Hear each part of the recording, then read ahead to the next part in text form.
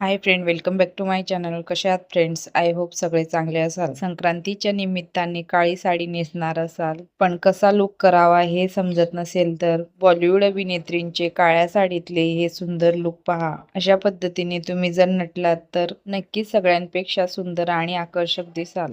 तर आजच्या व्हिडिओमध्ये आपण पाहणार आहोत काळ्या साड्यांसाठी काही लुक. व्हिडिओला स्किप न करता शेवटपर्यंत नक्की पहा आणि व्हिडिओ आवडला असेल तर व्हिडिओला लाईक, शेअर, सबस्क्राईब नक्की करा. सध्या थंडीचे दिवस आहे आणि यंदा तर थंडीचा खूपच कडाका आहे. त्यामुळे तुम्ही अशा पद्धतीचं लांब बाह्यांचं ब्लाऊज घालू शकता. जर तुम्ही ऑफिस वुमन असाल तर ऑफिसला जाणार असाल तर असा लुक खूपच छान दिसेल. प्लेन काळ्या साड्यांवर मोत्यांचे दागिने फार उठून दिसतात. त्यामुळे तुम्ही जर संक्रांतीला प्लेन साडी घालणार असाल तर प्लेन साड्यांवर असे काही मोत्यांचे दागिने घालून पहा, फारच सुंदर दिसाल. काळ्या रंगाची अगदी टिपिकल काठपदरी साडी असेल तर त्यावर अशा पद्धतीचा आंबाडा, गजरा, मोठी टिकली, हात भरून सुंदर गोल्डन आणि ब्लॅक कलरच्या बांगड्या असा पारंपरिक लुक खूप छान वाटेल.